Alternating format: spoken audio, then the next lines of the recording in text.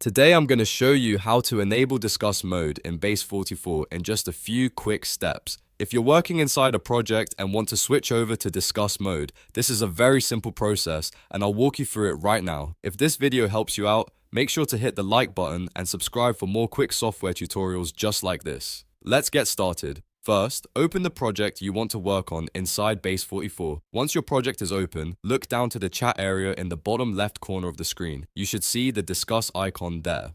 All you need to do is click that discuss icon and that will enable discuss mode. It's that easy. After you click it, you'll be ready to start using discuss mode inside your project. This is useful when you want to shift into a discussion-focused workflow and interact with the project in a more conversational way. So again, the process is simple. Open the project, go to the chat area at the bottom left, and click the discuss icon. If this video helped, please give it a like, subscribe, and turn on notifications so you don't miss the next tutorial. Thanks for watching, and I'll see you in the next one.